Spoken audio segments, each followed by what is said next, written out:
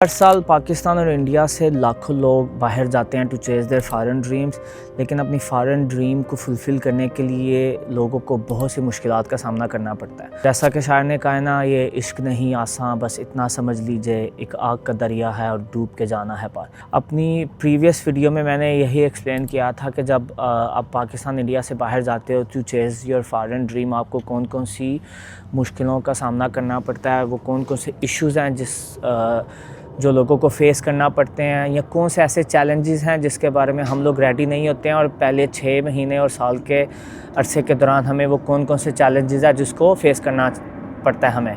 अगर आपने मेरी पहली वीडियो नहीं देखी है तो मैंने लिंक वीडियो का ऊपर लगा दिया। Please watch this video. इसमें मैंने डिटेल में एक्सप्लेन किया था कि वो कौन कौन से ऐसे चैलेंजेस हैं जो स्टूडेंट्स को स्पेसिफ़िकली, या जो भी लोग पाकिस्तान से बाहर जाते हैं, इंडिया से बाहर जाते हैं to pursue their foreign dreams, उनको कौन कौन से चैलेंजेस का सामना करना पड़ता है, जिसमें होम सिकनेस है, कल्चर शॉक है, finding your first job, accommodation और बाकी जितने भी चैलेंजेस आपको फ़ील करना पड़ते हैं वहाँ पे एडजस्ट होने में शुरू के जो 6 महीने या साल का अरसा होता है। लेकिन द थिंग इज़ कि ये 6 महीने साल का अरसा जब गुजर जाता है, जिसको I think which is a survival mode या सर्वाइवल फेज़ होती है, लेकिन ये 6 महीने और साल का अरसा ख़त्म होने के बाद आपके चैलेंजेस ख़त्म नहीं हो जाते हैं। जब ये 6 महीने और साल का अरसा ख़त्म होता है तो उसके बाद आपके डिफरेंट चैलेंजेस शुरू हो जाते हैं। सो आई थिंक ये जो 6 महीने और साल के दरमियान का ये जो अरसा होता है, जिसमें आपको टाइम लगता है एडजस्ट होने में, आप वहाँ पे यूज्ड टू होना शुरू हो जाते हो, you start feeling like home. तो उसके बाद उसके बाद का जो फेज़ है उसके अपने चैलेंजेस आ जाते हैं। सो ये जो 6 महीने और साल का अरसा होता है, I think it's a survival mode, it's a survival phase. आप इसमें से जब निकलते हो तो फिर ग्रोथ फेज़ आता है। तो जब ग्रोथ फेज़ आता है तो ग्रोथ फेज़ के अपने चैलेंजेस हैं, उसकी अपनी कुछ रिक्वायरमेंट्स हैं, आपके अपने कुछ गोल्स होते हैं जो आपने पूरे करने होते हैं, जो अचीव करने होते हैं। स्पेसिफ़िकली अगर आप इंटरनेशनल स्टूडेंट वीज़ा पे गए हो तो चैलेंजेस आर डिफरेंट। अगर आप इमिग्रेशन स्टेटस पे गए हो, फैमिली वीज़ास पे गए हो, तो उसके चैलेंजेस डिफरेंट हैं। वो वहाँ पे चीज़ें इतनी टफ़ नहीं होती हैं कंपेयर टू अगर आप इंटरनेशनल स्टूडेंट वीज़ास पे गए हो। सो अगर आप इंटरनेशनल स्टूडेंट वीज़ा पे गए हो, 6 महीने और साल का जो फेज़ है सर्वाइवल मोड, अगर आपने इसको गुजार लिया अच्छे से तो hats off to you, congratulation, you have achieved a milestone.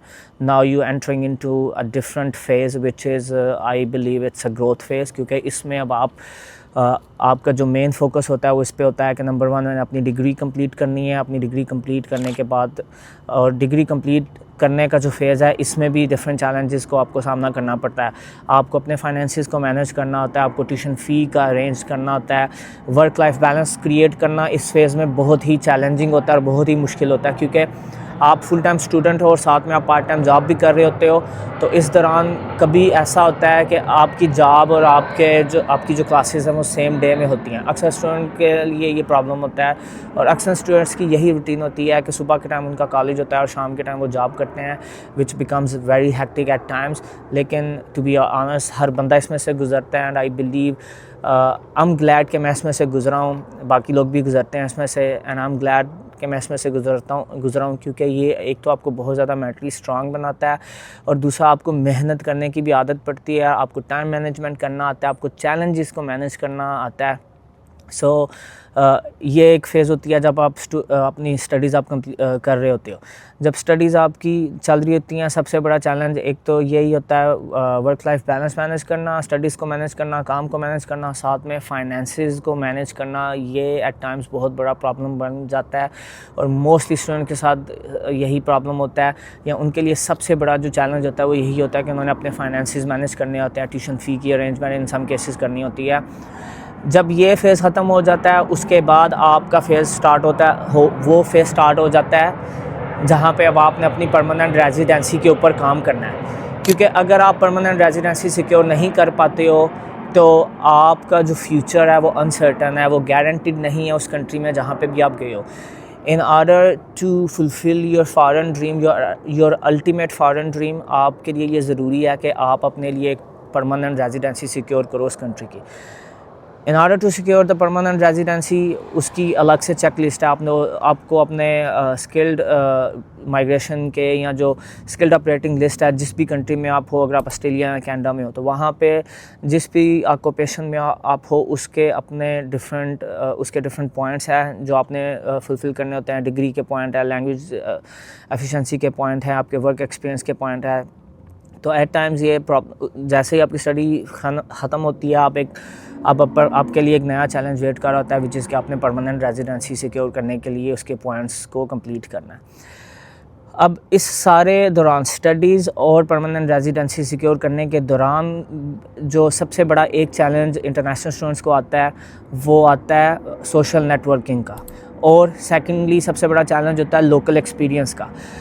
अब बहुत सारे लोग सोशल नेटवर्किंग को फॉर ग्रांटेड लेते हैं, वो इसके ऊपर बिल्कुल भी काम नहीं करते, वो इसको बिल्कुल भी वो इसके ऊपर काम नहीं करते और इसको बिल्कुल फॉर ग्रांटेड लेते हैं। और उसका नुकसान एट द एंड ये होता है कि बाय द टाइम आप अपनी डिग्री कंप्लीट कर चुके होते हो आपका सोशल नेटवर्क ज़ीरो होता है। प्रोफेशनल नेटवर्क की मैं बात कर रहा हूँ, ठीक है। अब उसका नुकसान आपको ये है कि आपके पास कोई रेफरेंस नहीं है। आपको अगर कोई प्रोफेशनल जॉब चाहिए, वर्क एक्सपीरियंस के लिए, पॉइंट्स के लिए भी चाहिए होती है टुवर्ड्स द पीआर, और लोकल एक्सपीरियंस के लिए जो आपको जॉब चाहिए या रेफरेंस चाहिए उसके लिए अब आपके पास कोई रेफरेंस नहीं है, क्योंकि आपने अपने सोशल नेटवर्क के ऊपर बिल्कुल भी काम नहीं किया इस सारे अरसे 3-4 साल के दौरान जब आप स्टडीज़ कर रहे थे। From the time you land there up until you have completed your degree, you graduated, आपने इसके ऊपर काम नहीं किया और अब आपको आके अंदाज़ा हो रहा है कि यार सोशल नेटवर्किंग पे तो बिल्कुल भी काम नहीं किया, मेरे पास कोई रेफरेंस नहीं है। एंड देन लोगों को लगता है कि यार, फिर मैंने अक्सर लोगों को देखा वो कंप्लेन करते हैं कि हमें प्रोफेशनल जॉब नहीं मिलेगी इसलिए क्योंकि हम लोग यहाँ के नेटिव नहीं हैं। So social networking is the key. आपको चाहिए कि डे वन से आप सोशल नेटवर्किंग के ऊपर काम करें। स्लोली आप अपना सोशल नेटवर्क बिल्डअप करते रहेंगे तो 2-4 साल का जो अर्सा है जिसके दौरान आप अपनी डिग्री कंप्लीट कर रहे हो, by the time you graduate आपका सोशल नेटवर्क इतना आपके पास इतना अच्छा सोशल नेटवर्क होगा, स्ट्रॉन्ग सोशल नेटवर्क होगा कि आपके लिए काफ़ी ज़्यादा जॉब अपॉर्चुनिटीज़ और जॉब रेफरेंसेस होंगे। मैं सोशल नेटवर्किंग क्यों ज़रूरी है और कैसे सोशल नेटवर्किंग आप कर सकते हो जब आप किसी कंट्री में जाते हो एज एन इंटरनेशनल स्टूडेंट या एज ए इमिग्रेंट, तो मैं इसके ऊपर एक सेपरेट वीडियो बनाऊंगा कि कैसे आप सोशल नेटवर्किंग कर सकते हो और सोशल नेटवर्किंग कितनी यूज़फुल हो सकती है आपके लिए। सो नाउ लेट्स से अब आप उस फेज़ में हो जो ग्रोइंग फेज़ है, as I said growth phase है जो अब आपने अपनी डिग्री कंप्लीट कर लिया और now you working on your permanent residency.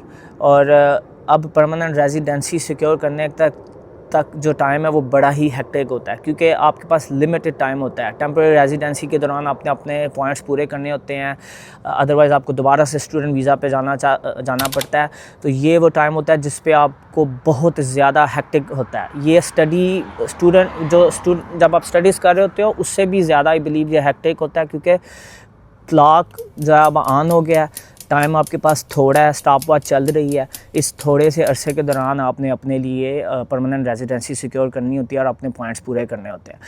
लेकिन by the time you secure your permanent residency, उसके बाद चीज़ें आपके लिए बेहतरीन होना शुरू हो जाती हैं, आसान होना शुरू हो जाती हैं। अब आपको 5-6 साल या 4-5 साल का अरसा हो चुका है जिस भी आप कंट्री में गए, ऑस्ट्रेलिया, कनाडा, यूके, जहाँ पे भी हो, अगर आप परमानेंट रेजिडेंसी स्किल्ड ऑपरेटिंग जो स्किल्ड माइग्रेशन जो पैथवे है उसके ज़रिए से अगर आप परमानेंट रेजिडेंसी सिक्योर करना चाह रहे हो डिग्री के ज़रिए, ना आपको 5 साल ऑलमोस्ट हो चुके हुए हैं। ऑन एवरेज देख रहा हूँ कितना अरसा लग सकता है। तो चीज़ें आपके लिए ऑलरेडी बेहतर होना शुरू हो गई हैं। आपके पास अब एक अच्छी स्टेबल जॉब भी आ गई है शायद, लेकिन यह है कि अभी आप परमानेंट रेजिडेंसी के ऊपर काम कर रहे हो।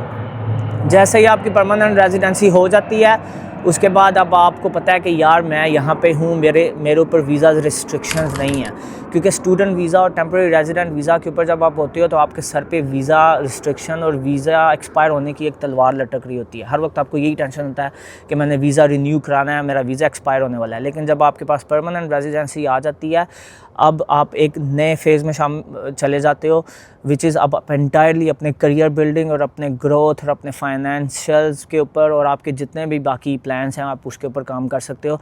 Now you can fully focus on your career growth, क्योंकि अब आपके पास परमानेंट रेजिडेंसी आ गई है। आप उस कंट्री में, आपको पता है कि अब मेरे पैर जम गए इस कंट्री में, मुझे वीज़ा की टेंशन नहीं है। मैं अब यहाँ पे जितना अरसा चाहूँ रह सकता हूँ, क्योंकि मैं अब इस कंट्री का रेजिडेंट हूँ। मुझे वीज़ा की टेंशन नहीं है, मुझे आने जाने की टेंशन नहीं है, मेरे पास वीज़ा एक्सपायरी का कोई ऐसा मेरे सर पे तलवार नहीं लटक रही है। ये वो फेज़ होता है जब आपको अपनी ग्रोथ का प्रॉपर मज़ा आने लगता है। आपको बहुत ज़्यादा आप मेंटली सेटिस्फाइड हो जाते हो, क्योंकि आपको पता होता है कि अब वीज़ा रिस्ट्रिक्शन की कोई तलवार मेरे सर पे नहीं लटक रही है। सो ये वो डिफरेंट फेजेस हैं जब आप इंटरनेशनल डेस्टिनेशंस पे जाते हो, जब आप अपनी फॉरेन ड्रीम को परसू करते हो, तो ये वो डिफरेंट चैलेंजेस है जिसमें से आपको गुजरना पड़ता है। सो एज आई सेड, जब आप शुरू में नए जाते हो आपको चैलेंजेस होता है होम सिकनेस का, आपको चैलेंजेस होते हैं कल्चर शॉक का। जब आप इस 1 साल का अरसा तकरीबन गुजार लेते हो तो आपके वहाँ पे पाँव थोड़े से जम जाते हैं, लेकिन अभी आपको टेंशन है कि आपने अपनी डिग्री कंप्लीट करनी है। जब आप डिग्री कंप्लीट करते हो, नया चैलेंज आपके लिए रेडी होता है कि आपको परमानेंट रेजिडेंसी सिक्योर करनी है। But when you secure the permanent residency, आपके लिए बहुत ज़्यादा चीज़ें आसान हो जाती है। वो जो एक टेंशन, स्ट्रेस और एंग्जाइटी का माहौल आता है वो ख़त्म हो जाता है, क्योंकि अब आपको पता होता है कि आप इस कंट्री में रहोगे, आप परमानेंट रेजिडेंस हो, कोई आपको यहाँ से निकालेगा नहीं कि भाई आपका वीज़ा एक्सपायर हो गया, और फिर आप खुल के खेल सकते हो। अब आपको पता है कि मुझे अब यहाँ पे ही रहना है। फिर आप रिस्क भी ले सकते हो, आप बिज़नेस इस्टेब्लिश करने की तरफ जा सकते हो, आप इन्वेस्टमेंट्स वहाँ पे कर सकते हो, आप अपना घर बाई कर सकते हो, क्योंकि अब आपको पता है कि अब मैं यहीं पे रहूँगा, मुझे वीज़ा की वजह से कोई निकालेगा नहीं। आप अगर अपने करियर, जो आपकी फील्ड है, अगर आप उसमें जॉब नहीं करना चाहते, आप अपने लिए कोई बिज़नेस करना चाहते हो, आप वो कर सकते हो। आप फील्ड चेंज करना चाहते हो, आप वो कर सकते हो। So you can take as many as risk you want. So let me know in the comment section कि आप किसके बारे में क्या थाट्स हैं। अगर आप इंटरनेशनल स्टूडेंट वीज़ा पे गए हो या एज एन इमिग्रेंट गए हो, लेट मी नो कि आपके चैलेंजेस क्या थे या किन चैलेंजेस में से आप गुजर रहे हो। So please leave in the comment section. Thank you so much for watching the video.